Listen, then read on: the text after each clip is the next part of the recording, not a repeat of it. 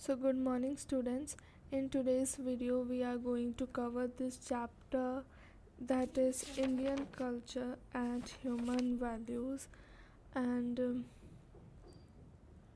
this is block 2, chapter 1, or you can say unit 1, Indian culture and human values. So it's a big chapter. Let's get started. Culture. So what is culture? So culture means the way people live, their habits, beliefs, art, music, values, traditions. These are all included in the culture. Okay.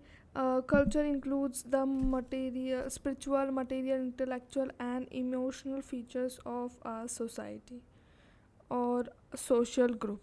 Okay. So these things along with emotional, intellectual, material uh, features of a society is called, it's all included in the culture. So culture की definition में आप ये लिख सकते हैं. UNESCO UNESCO universal declaration on cultural diversity. Let me write it down somewhere here. UNESCO Universal Declaration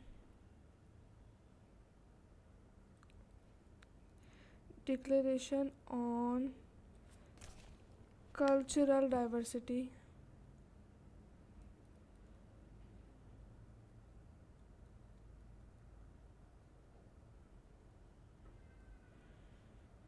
in November 2001.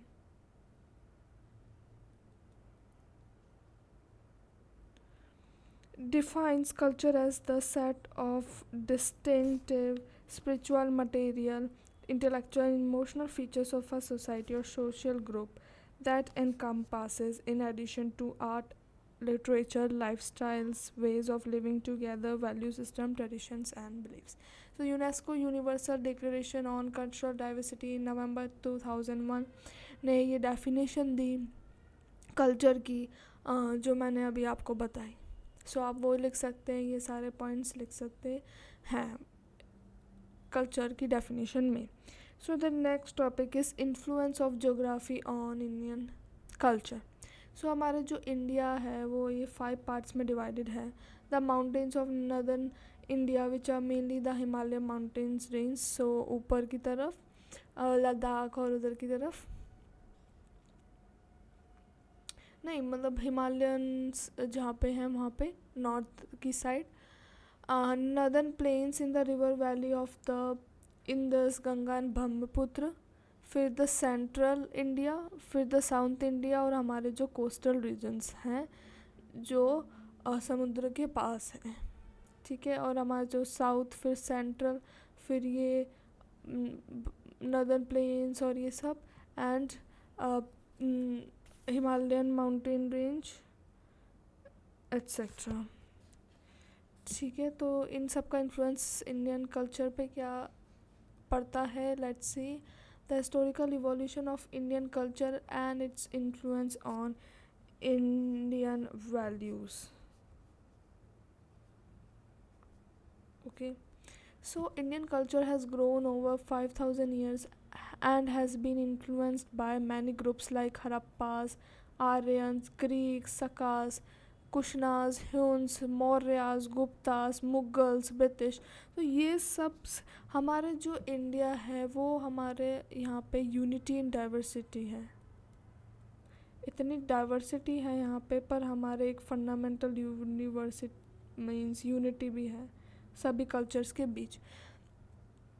तो India की has grown over 5,000 years. मतलब हमारे जो लैंड है, इंडियन लैंड पे बहुत तरीके के लोग आए. मतलब मुगल्स आए, ब्रिटिशर्स आए, ह्यून्स, मौर्यास, गुप्तास, हड़प्पास, और उन सब को हमने मतलब एब्जॉर्ब किया हमारे इंडियन कल्चर में, और इसलिए हमारा इंडियन कल्चर इतना डाइवर्स बन पाया.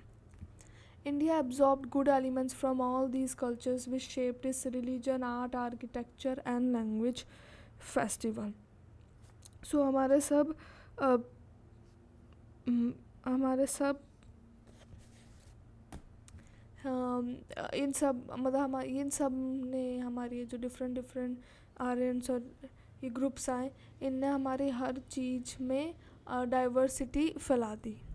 Indian art shows mix styles like Greek Buddhist Gandhara and Indo Islamic styles Kangra Deccan Mughal.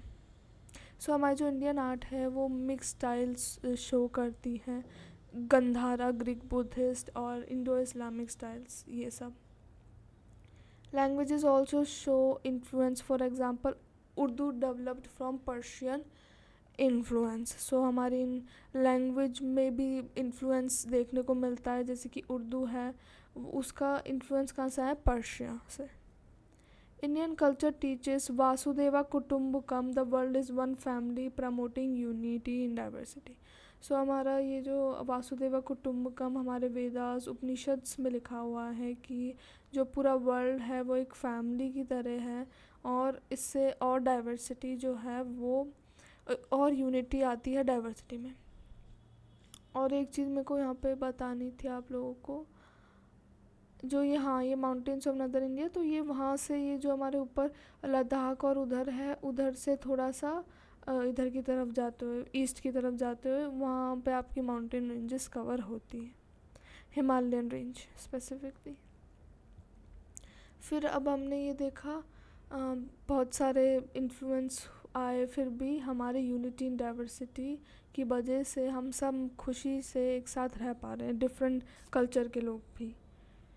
Different components of Indian culture. So different components of Indian culture जैसे कि नेशनल सिंबल्स है हमारे, language literature, art and architecture, music dance, values, food, clothes, festival, society, family, marriage and religion. इन सब की अब हम बात करेंगे हमारे इंडियन कल्चर में. मतलब हमारे इंडिया का नेशनल सिंबल क्या है, म्यूज़िक डांस इंडिया में कौन सा फेमस है, रिलीजन क्या है, वो उन सब की बात करेंगे. इंडियन आर्ट एंड आर्किटेक्चर की बात करते हैं तो ये सब है ना. अभी जैसे कि आपकी बुक में सबसे पहले origin of the term values दे रखा है, यहाँ पे मैंने थोड़ा सा जंबल वे में लिया है. ओके आप बुक के उससे ही जाएं, बुक के सीक्वेंस से ही. Architecture. So Indian architecture has many styles influenced by different dynasties and religions: Hindu, Buddhist, Islamic, British.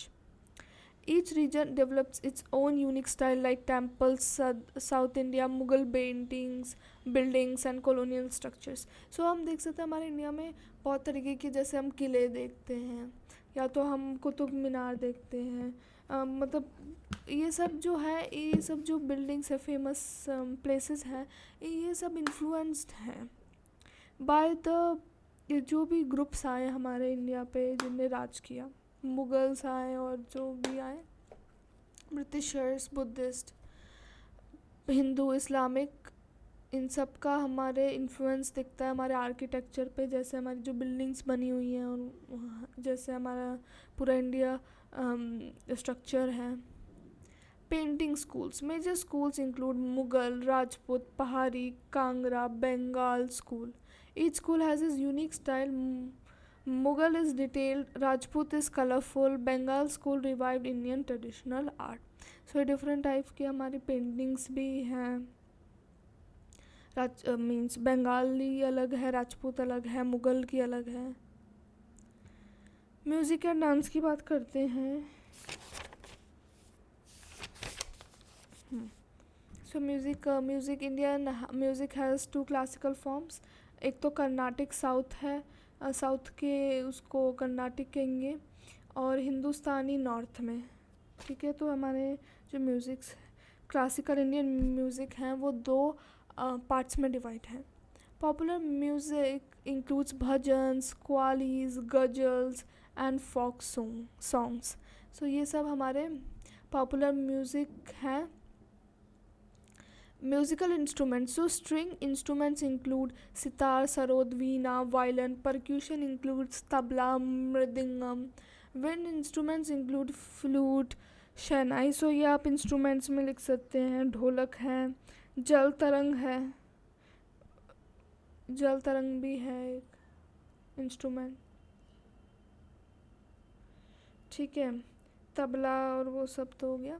Singers and musicians. So famous musicians include Lata Mangeshkar, हम सब जानते हैं, Bhimsen Joshi, Zakir Hussain, Hari Prasad Chaurasia. They preserved and promoted Indian classical music worldwide. So इन सब ने हमारे जो Indian classical music है उसको वर्ल्ड वाइड फेमस किया. ठीक है, और आप ए आर रहमान लिख सकते हैं. ये सब आप नेम्स कुछ लर्न कर लीजिए. वैसे भी सब्जेक्टिव आता है तो आपको ऐसा नहीं कि एक एक का नाम लर्न करना है. आप कुछ भी इनमें से किसी के भी नाम लर्न कर सकते हैं और आप अपने आंसर में लिख सकते हैं. जगजीत सिंह हैं और गुलाम बदे अली, एम एस सुब्बुलक्ष्मी, हमने सब ने सुना इनका नाम. पंडित शिव कुमार शर्मा, रविशंकर. ठीक है, डिफरेंट इंस्ट्रूमेंट्स के लिए ये फेमस हैं. कुछ सिंगर्स हैं, कुछ कंपोजर्स हैं. और dances. So classical dance includes Bharatanatyam, Kathak, Kathakali, Manipuri, Odissi, Kuchipudi. Folk dances reflect daily life like Garba, Bihu, Ghoomar, Lavani. So ये सब फोक डांसेस हैं. क्लासिकल डांसेस अलग हैं, तो इन सब के भी आप नेम लर्न कर लें. जैसे सत्रिय, कुचिपुड़ी, कथकली, भरतनाट्यम, मणिपुरी, उड़ीसी. ठीक है, जो फोक डांसेस होते हैं वो डेली लाइफ से रिलेटेड और food gathering, harvesting, rites, ritual, believes, इनसे इन्फ्लुएंस्ड होते हैं. ठीक है, अब language and literature. So Indian literature, India has ancient texts like Vedas, Upanishads, Ramayana and Mahabharata. Modern literature evolved in regional languages Hindi, Bengali, Tamil, Malayalam. So हम ancient texts तो जानते ही हैं जो हमारे बहुत फेमस हैं, वेदास, उपनिषद, रामायण, महाभारत. और जो मॉडर्न लिटरेचर है वो इवॉल्व हो गई है और अब हमारे रीजनल लैंग्वेजेस में भी लिखी जाती है. नेशनल सिंबल्स पे आते हैं. लैंग्वेज एंड लिटरेचर हो गया. नेशनल सिंबल्स में हमारे जैसे सिंबल्स इंक्लूड नेशनल फ्लैग है हमारा. नेशनल फ्लैग ऑफ इंडिया कैसा है? Saffron, white and green with 24 spoke wheel at the centre. फिर हमारी नेशनल एम्बलम क्या है? National emblem, the state emblem is lion pillar of Asoka with Satyamev Jayate inscribed on it. And the 4 lion जो हमारे national emblem पे बने हैं वो रिप्रेजेंट करते हैं power, courage and confidence. National anthem हमारा क्या है? जन गण मन, जन गण मन. नेशनल बर्ड है पिकॉक. नेशनल एनिमल है टाइगर. नेशनल फ्लावर है लोटस. नेशनल ट्री है फिग ट्री. नेशनल रिवर है गंगा. ये सब आपको लर्न करना है और आपको लिख देना है नेशनल सिंबल्स में. So these symbols represent India's identity, unity and pride. Values underlying Indian culture.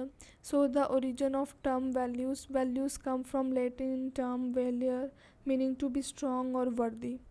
Values guide our behavior and decisions. Example, honesty, hard work. ठीक है, तो आप ये लिख सकते हैं. ज़्यादा कुछ समझाने को था नहीं. Religion, India is home to many religions like Hinduism, Buddhism, Jainism, Sikhism, Islam, Christianity. The Constitution promotes freedom of religion, tolerance and equality. ठीक है, सो हमारे रिलीजन्स हम पता है कितने सारे इन्फ्लुएंस्ड है क्योंकि India is a secular country. किसी एक रिलीजन को हम नहीं बता सकते, मतलब ऑफिशियल नहीं कर सकते. सोसाइटी. सो इंडिया में फैमिलीज़ कैसे हैं? सो ये सब हम कंपोनेंट्स पढ़ रहे हैं हमारे इंडियन कल्चर के, ठीक है। तो इंडिया जो फैमिली है वो बेसिक यूनिट ऑफ सोसाइटी है। अर्लियर पहले जॉइंट फैमिलीज़ होती थी, अब हमारी न्यूक्लियर फैमिलीज़ होती है जिसमें कि पेरेंट्स और बस बच्चे होते हैं।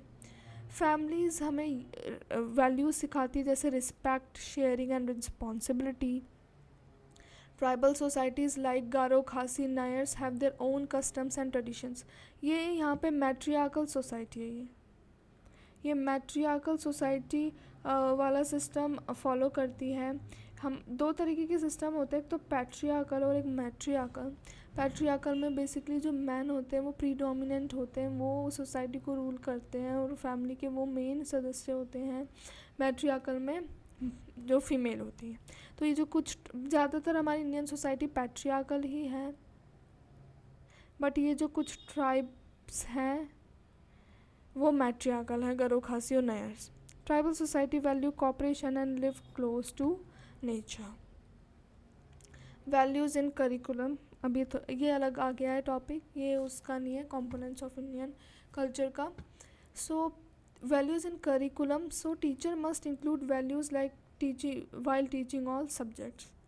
Stories and poems can teach values like love, forgiveness, repentance, and kindness. Subjects like history and geography help students learn duty, rights, protection of environment, and social responsibility. Teachers can use storytelling, debates, discussions, dramas, excursions, मतलब कि visit करना to teach values and encourage teamwork. सो हमारे curriculum में teachers जो हैं वो क्या कर सकती हैं जिससे कि वो बच्चों के अंदर और वैल्यूज़ जो हैं वो आए और बच्चे अच्छी तरीके से बिहेव करें, मतलब वैल्यूज़ ओरिएंटेड हों। एप्लीकेशन ऑफ वैल्यूज़, अब हम एप्लीकेशन ऑफ वैल्यूज़ में डिफरेंट पीपल की स्टोरीज़ देखेंगे कि वो कैसे उन्होंने वैल्यूज़ को इम्पोर्टेंस दी और अपनी लाइफ में कुछ बहुत बड़ा किया। Sudha Chandran, a classical dancer who continued dancing with an artificial leg after losing her leg in an accident, showing great courage and determination. वो एक सुधा चंद्रन थी, उनका एक्सीडेंट हो गया था, उसकी वजह से उनका लेग चला गया था, उन्होंने आर्टिफिशियल लेग से भी परफॉर्मेंस की। इससे हमें कौन सी वैल्यूज़ देखने को मिलती है? Courage and determination. Ludwig van Beethoven, a legendary composer who created world famous music even after becoming almost completely deaf. Helen Keller, जो ब्लाइंड एंड डेफ वुमेन थी, जो राइटर, स्पीकर और इंस्पिरेशन बनी with the help of a teacher Annie Sullivan.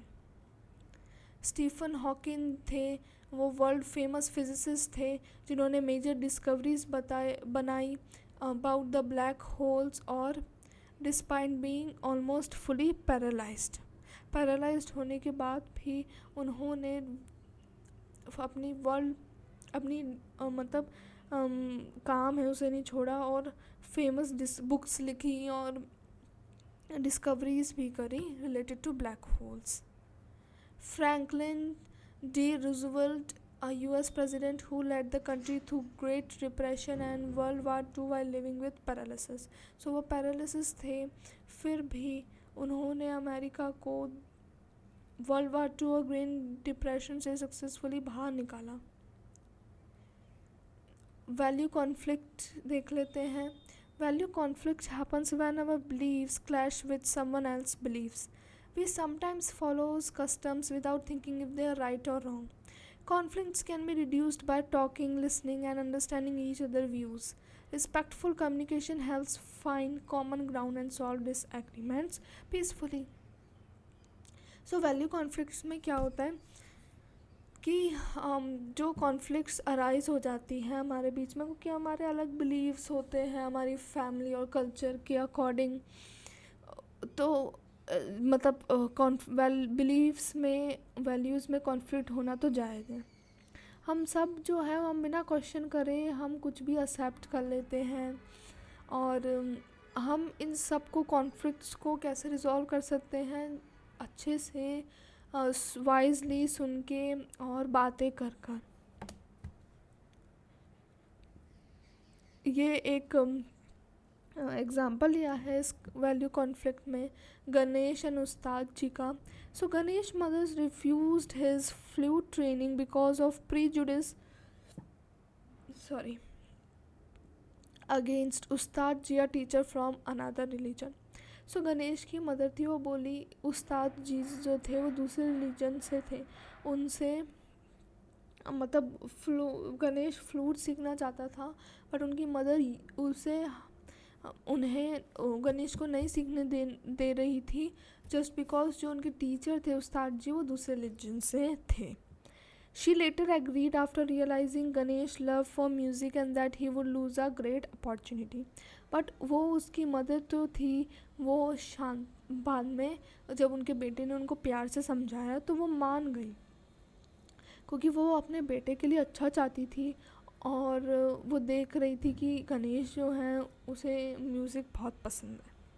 Ganesh's dedication and Ustad सी patience have the mother overcome her prejudice.